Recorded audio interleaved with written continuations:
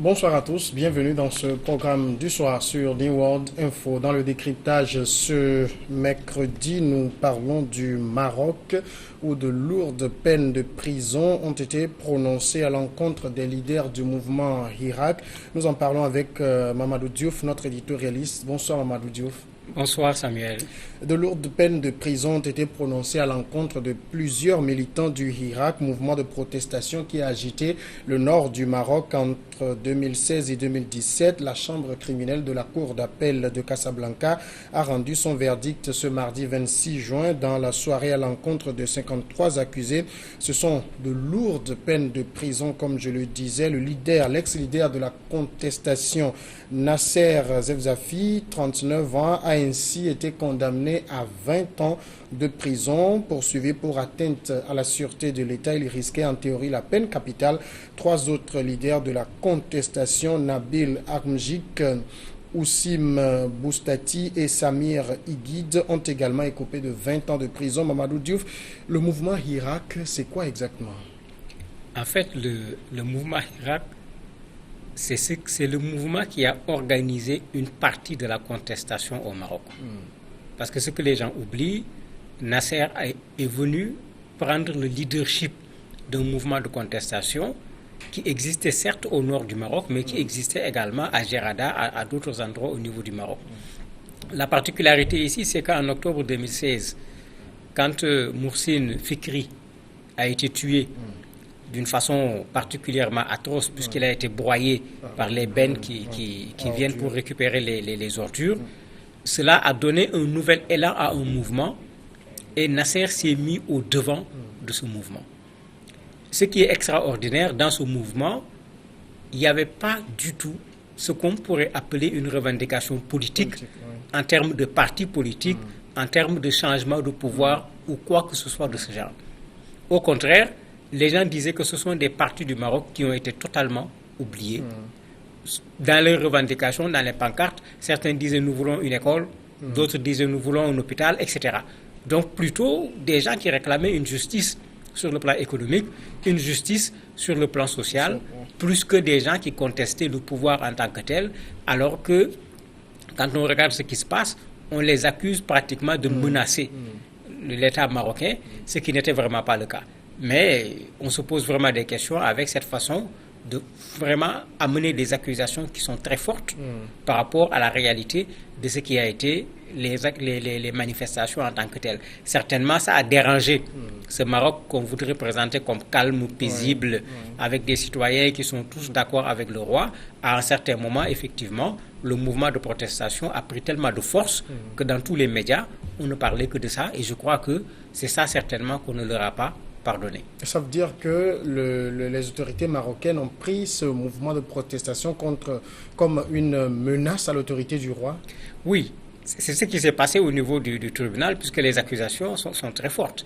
Alors que quand on les écoute, ils ont été très clairs. Ils n'ont jamais voulu ni comploter contre l'État, ni changer de régime. Ils demandaient le droit à l'enseignement, le droit à la santé, le droit au travail. Ils demandaient, comme ils aimaient le répéter, un minimum de dignité, parce qu'eux aussi sont des Marocains. Malheureusement, ils ne l'ont pas obtenu.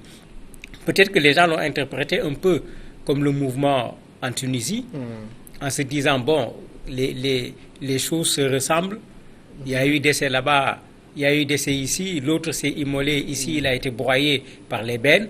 Est-ce que le mouvement ne va pas prendre le même chemin et on va se retrouver avec un printemps arabe au Maroc, raison pour laquelle on a voulu aggraver les reproches faits à ces jeunes, parce qu'en particulier, lui, il est là à la quarantaine.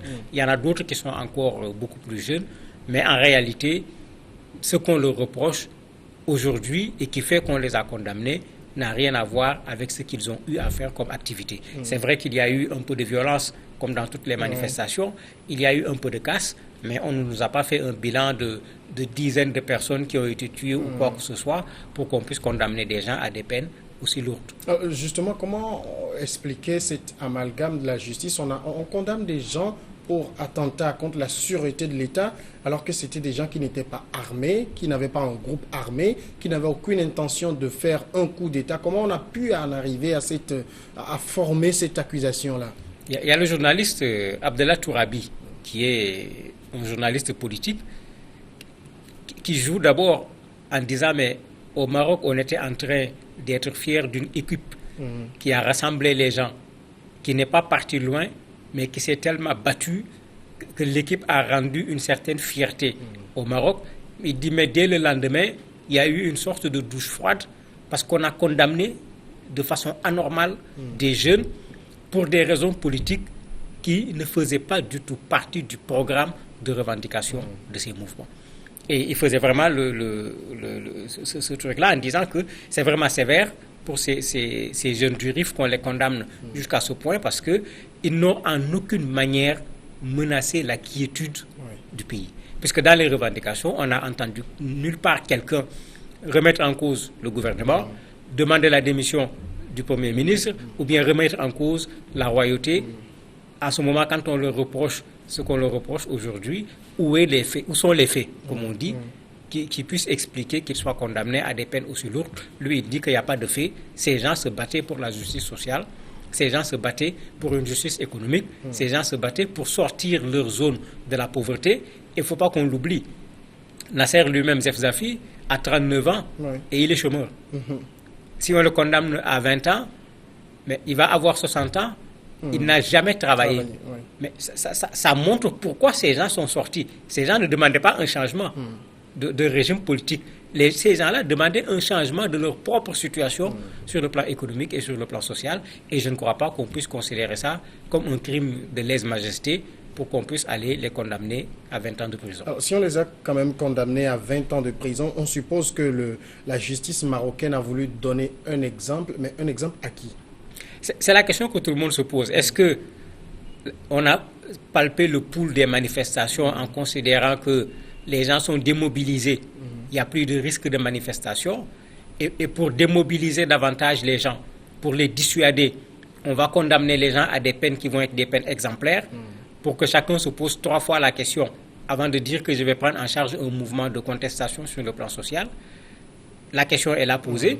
Mais l'autre question qui est également là posée, c'est est-ce que l'État marocain est dans cette logique d'attentat de quelqu'un qui en veut au roi, de quelqu'un qui veut déstabiliser le pays, au point qu'on ne peut pas accepter que ces contestations ne soient tout simplement que des contestations sur le plan social. En tout cas, une des avocats qui défendait les SWAD, elle dit clairement que l'indépendance de la justice est clairement remise en cause parce que ces jeunes-là ont été jugés pour des faits qu'ils n'ont pas commis. Et elle se dit qu'en fait, ici, le jugement sert plutôt à l'État marocain, peut-être pour donner l'exemple à toute autre personne qui tenterait de manifester comme ces jeunes-là l'ont fait. Est-ce que c'est une condamnation sans appel? Si, il peut y avoir appel, puisque les avocats de la défense ont dit même qu'ils vont faire appel. Le problème, c'est que même s'ils font appel dans ce que l'avocat dit, dans une justice qui n'est pas indépendante, dans une justice qui est aux ordres, l'appel fera quoi?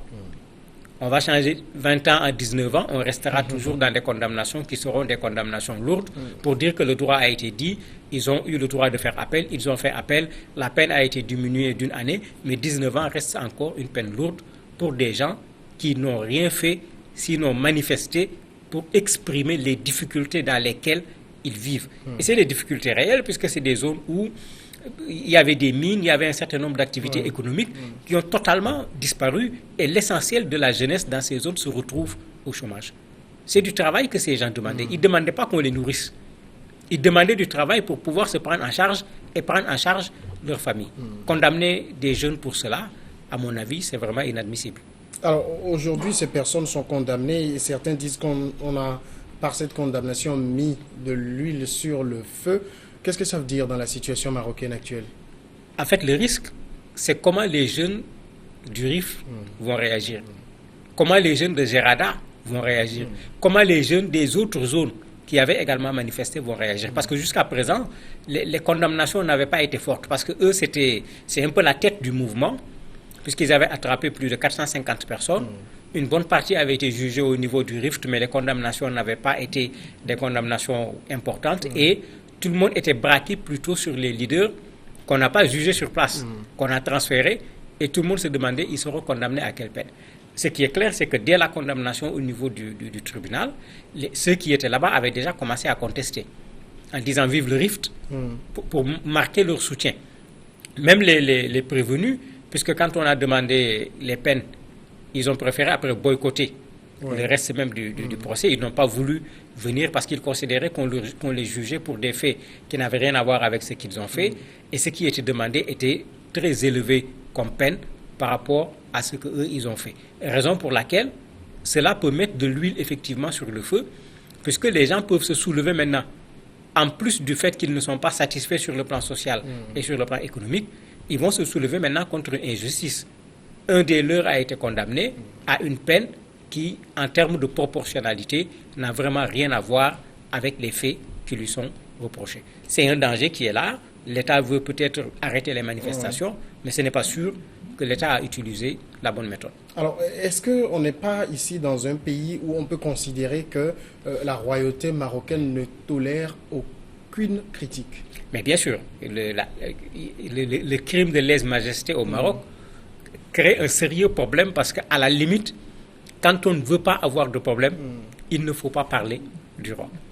Puisque c'est une monarchie, il faut le dire clairement. C'est vrai que c'est une monarchie avec une sorte de républicaine avec les partis politiques qui peuvent compétir au niveau législatif, et celui qui l'emporte au niveau du Parlement, c'est lui qui va avoir le droit au poste de Premier ministre. Mais le roi est là. Ce n'est pas comme en Angleterre où la reine est complètement en dehors des activités politiques. Ici, le roi est là. D'ailleurs, au moment des manifestations, il a réagi à un certain moment en promettant un certain nombre de projets pour ces zones. Et dans les reproches qu'on lui fait, ces projets ont été promis, mais ces projets tardent à venir. Alors que lui-même, dans son allocution à l'époque, il avait reconnu que le système qui a été utilisé jusqu'à aujourd'hui pose problème. Il faut réformer le système. Mais en acceptant qu'on réforme le système, on accepte en même temps que le système pose problème.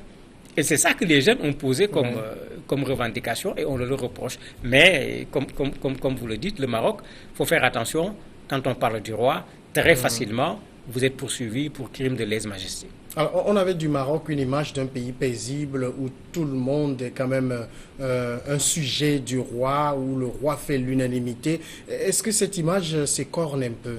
Oui, l'image s'écorne. Bien que le roi, je dirais, fait la majorité, le roi n'a jamais fait l'unanimité.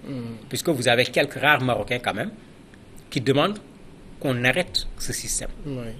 Vous avez une dame dedans, Nadia, qui est très connue pour ça. Elle se bat clairement pour qu'on mette fin à la monarchie en considérant que cela n'a pas de sens. Elle va même plus loin parce qu'on donne à la monarchie également un caractère religieux, en particulier islamique, en considérant le roi comme Amirul Mouminin, le président des musulmans, si je peux le traduire ainsi. Elle conteste les deux. Autant le fait qu'il soit une autorité sur le plan religieux, autant la monarchie, mais c'est quand même de très petits groupes qui font cette contestation. Généralement, les Marocains se considèrent comme des sujets. Le roi a des sorties qu'il fait de temps en temps lors de certains événements, mais quand vous voyez comment la sortie est carnavalesque, vous vous rendez compte que jusqu'à présent, en tout cas, ce que l'on voit, une bonne partie des Marocains se retrouvent toujours avec le roi. Et c'est pourquoi la condamnation là est incompréhensible, parce qu'on n'a nulle part vu ces jeunes remettre en cause cette monarchie.